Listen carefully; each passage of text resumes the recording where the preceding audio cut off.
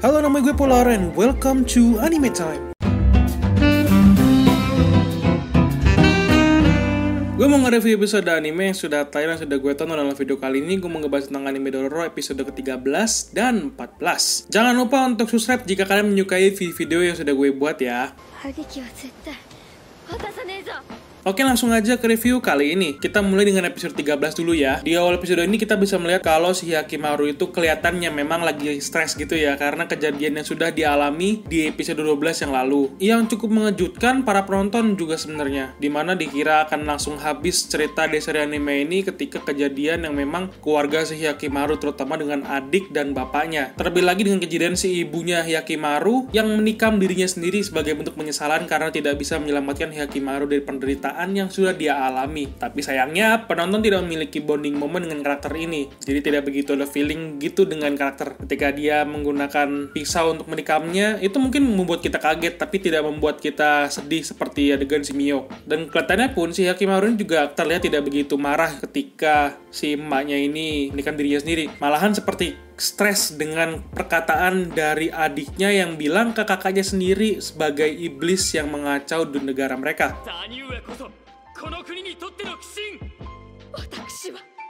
Si Hyakkimaru yang terlihat stres di sini malahan gak gitu kelihatan dari ekspresinya. Ya, kita udah tahu ya si Hyakkimaru ini belum bisa menggunakan ekspresi dengan jelas. Tapi kita bisa melihat dari kata-kata yang dia ucapkan sama perilaku dia. Karena kalau kalian sadar dengan episode ini, jatah Hyakkimaru itu ngomong terlihat lebih banyak dan ya cukup menarik untuk melihat dan mendengar omongan si Hyakkimaru. Jadi meskipun si Hyakkimaru ini tidak terlihat stres, tapi kita bisa melihat dari cara dia ngomong dan adegan yang dia pikirkan, terlihat kalau si Hyakkimaru ini memang stres berat ya. Kelihatan karena keluarganya yang memang tidak menginginkan dia dan membenci dirinya.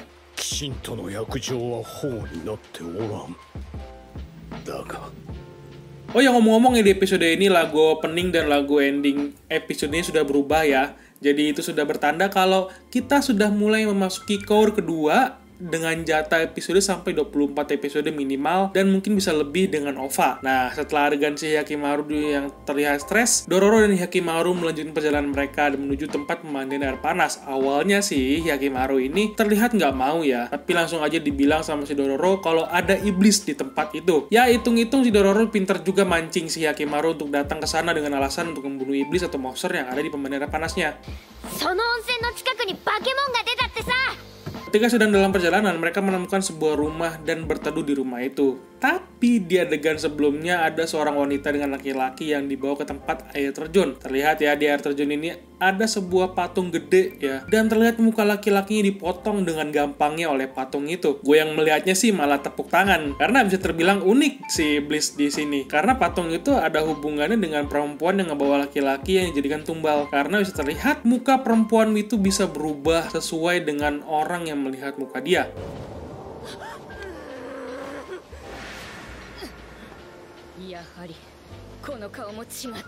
Karena pada saat si Dororo yang tertarik ketika melihat air terjun langsung disamperin sama perempuan tadi. Dan ketika si Dororo lagi melihat ke arah perempuan itu, langsung saja terlihat muka dari ibunya si Dororo. Kalau kalian ingat dengan wajah dan suara ibunya si Dororo, nah itu petunjuknya. Sama persis sesuai dengan ingatan si Dororo mengenai ibunya. Langsung aja kan si Dororo mengingat tentang ibunya, langsung manggil dia ibu tanpa sadar. Tapi sayangnya itu bukan ibunya Dororo, hanya perwujudan perempuan menggunakan kekuatan iblis yang memainkan pikiran. Dibilang halusinasi juga bukan ya, karena wajah perempuan itu bisa berubah sesuai apa yang dipikirkan lawan bicaranya.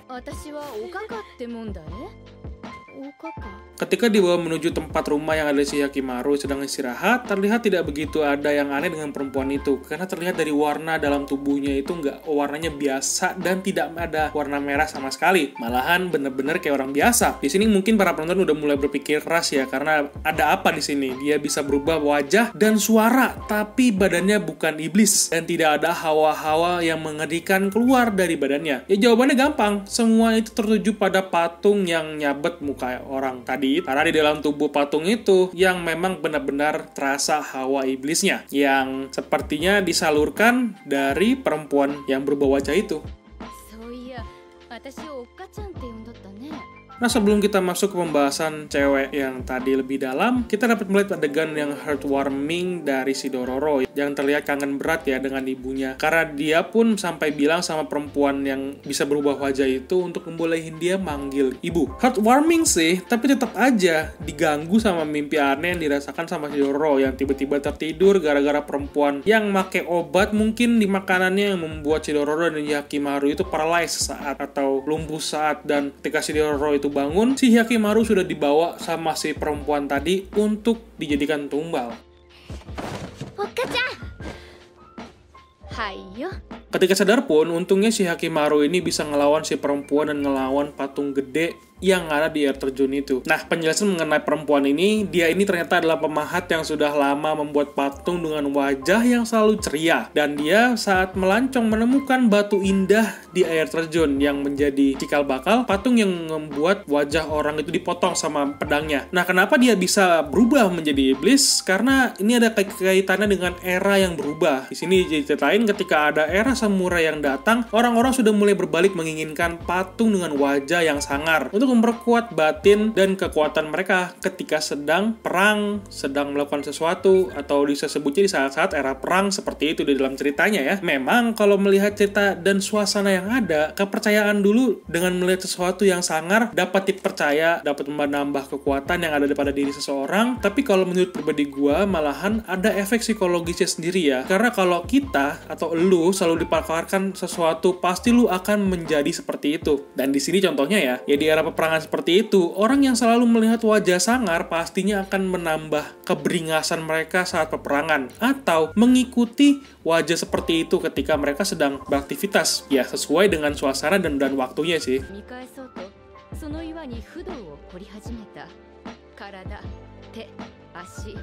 Nah, si perempuan ini yang ternyata adalah pemahat patung ini tergila-gila dengan wajahnya itu dikarenakan dia selalu membuat wajah patung yang ceria. Tapi karena perubahan zaman, orang tidak membutuhkan lagi patung dengan wajah yang senang lagi. Makanya dia menjadi dendam pada warga-warga yang sudah tidak menginginkan patung dengan wajah ceria, dan oleh karena itu dia ingin membalas para warga desa itu dengan membuat patung yang besar dengan wajah, tapi dia tidak bisa menemukan wajah yang cocok untuk patungnya. Oleh karena itulah, sampai dia tewas pun, dia tidak bisa menyelesaikan wajah patungnya. Nah, setelah dikalahkan sama si Hyakimaru, dia terlihat senang ya ketika melihat si Dororo yang dipegang wajahnya dan bilang senyumannya itu indah kayak senyuman dewa. Dan dia menghilang seperti dembus angin. Dia menghilangnya kayak debu Thanos ya. Agak sedikit lucu sih di situ.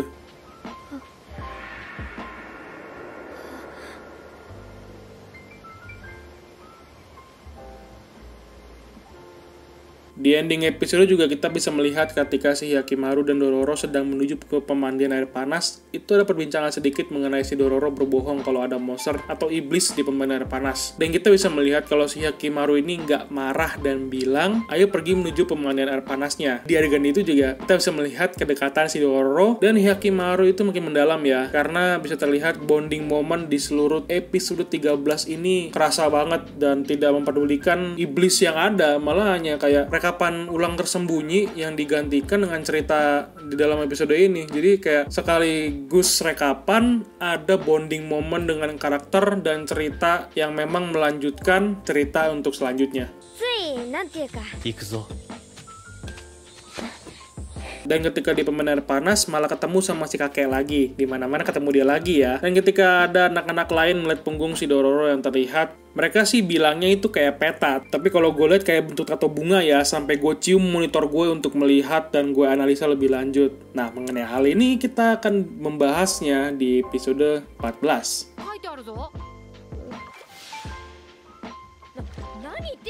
Masuk ke episode 14, di mana awal episode kita langsung saja melihat ke masa lalu mengenai orang tuanya Dororo, di mana mereka membuat kesepakatan bahwa mereka akan membagikan peta mengenai harta karun yang sudah dikumpulkan oleh ayahnya Dororo demi membantu para rakyat yang menderita. Dalam kesepakatannya itu sendiri pun, ibunya Dororo ini tidak ingin tahu secara langsung dan akhirnya dibuatlah tato di belakang badan ibunya si Dororo. Dan Dororo pun mendapatkan tato yang sama di belakang tubuhnya. Tato ini mengenai keberadaan harta karun yang penuh uang yang sudah dikumpulkan oleh ayahnya si Dororo. Makanya sampai sekarang pun tidak ada yang tahu letak dan di mana harta karun tersebut.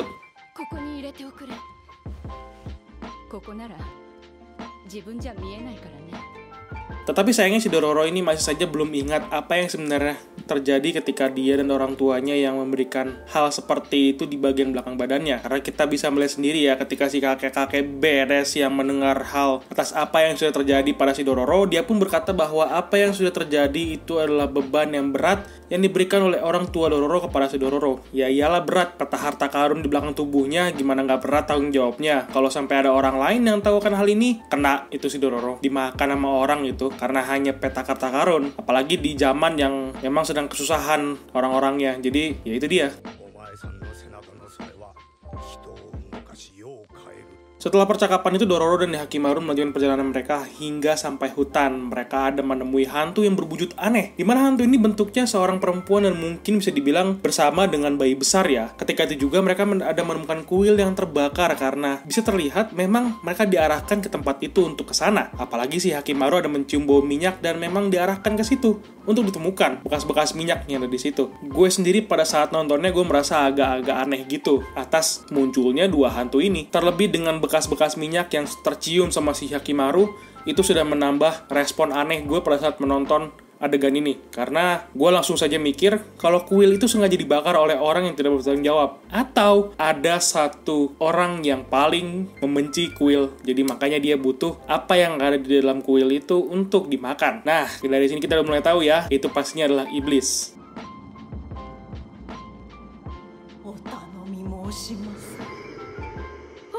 Dan pada saat si Hyakkimaru ini lagi mencium minyak dan tiba-tiba si hantu bayi itu menghilang yang biasanya menggendong si Dororo, karena langsung saja tiba-tiba ada orang yang datang untuk melihat keadaan kuil dan menaruh bunga di tempat kuil yang terbakar. Dia itu ternyata adalah tuan tanah daerah situ. Tapi karena tatapannya yang lumayan creepy buat gue langsung tahu dan ngeh pada saat ngeliat orang ini tuh udah kagak beres dari awal. Karena udah terlihat dari auranya dia setelah dilihat sama Hyakkimaru juga terlihat kalau lapisan dari auranya itu memiliki aura merah, mirip sama bapaknya si Hyakkimaru yang gak punya otak itu. Nah ini mirip-mirip nih, tapi dia lebih kental auranya, lapisan luarnya ya. Dan setelah lihat ending di episode ini pun jadi sadar gue nya, kalau manusia yang berasosiasi dengan iblis, hawanya itu akan berbeda. Jadi bakal kayak gini, akan ada jejak-jejak iblis yang tertinggal di badan dan auranya.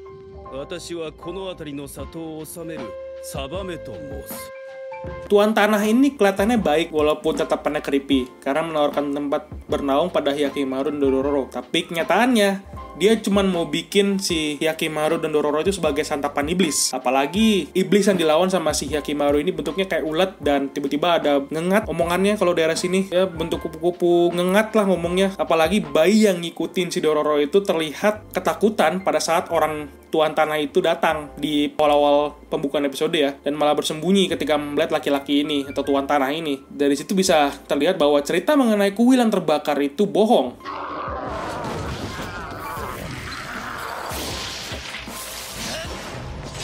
Nah, di sini pastinya kan kalian ada yang sudah menonton dan ada yang belum menonton episode 14 ini. Karena di sini diceritain bahwa kuil itu dulunya ditinggali oleh seorang biarawan yang sering memungut anak yang tidak punya tempat tinggal, tetapi mereka dipaksa untuk kerja dan hidup dengan penderitaan. Di cerita si tuan tanah ini, sepertinya ceritanya itu bohong, karena yang pastinya bermasalah dengan kuil itu adalah tuan tanah yang matanya kayak ikan koi yang pandangannya itu bikin creepy, karena udah kelihatan bahwa dia ini sudah berasosiasi dengan iblis. Jadi sudah susah banget deh kalau dia tiba-tiba bisa jadi baik, kan nggak mungkin banget. Makanya itu udah jadi sebuah clue bagi para penonton untuk melihat bahwa tuan tanah ini tidak beres.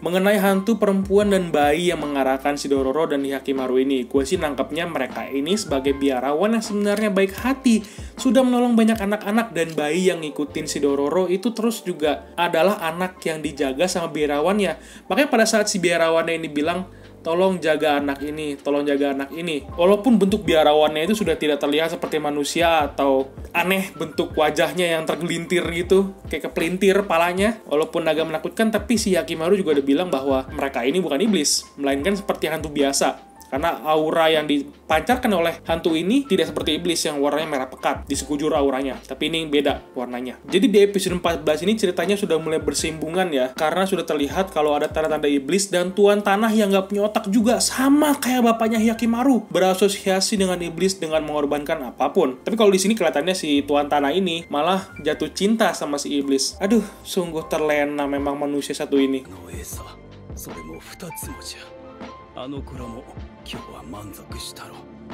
Di episode ini terlihat banyak ceritanya dibandingkan aksinya ya. Meskipun begitu, hal ini sebenarnya tanda yang bagus untuk kelanjutan cerita di seri anime Dororo ini. Pembentukan cerita yang sudah mulai back on track mengenai pengambilan bagian tubuhnya kembali untuk si Hyakimaru ini sudah mulai terlihat ya. Terlepas dari 3 episode mengenai dilema yang sudah terjadi dan dialami oleh Hyakimaru, sekarang kita bisa kembali ke back on track di mana kita akan melawan iblis dan mendapatkan bagian tubuhnya si Hyakimaru. Dan iblis di episode 14 ini ternyata adalah iblis yang memakan anggota tubuhnya si Hyakimaru, karena di ending episode sudah dia bilang bahwa orang yang diberikan untuk disantap olehnya adalah orang yang tidak bisa dianggap enteng dan susah untuk dilawan. Oleh karena itulah, kita bisa melihat betapa buruknya Tuan Tanah. Kembali lagi, dilema lagi dirasakan oleh para penonton. Ya, jadi bikin penasaran untuk anggota tubuh apa yang akan didapatkan oleh si Hyakimaru di episode selanjutnya ya. Benar-benar menantikan banget di episode 15 nanti.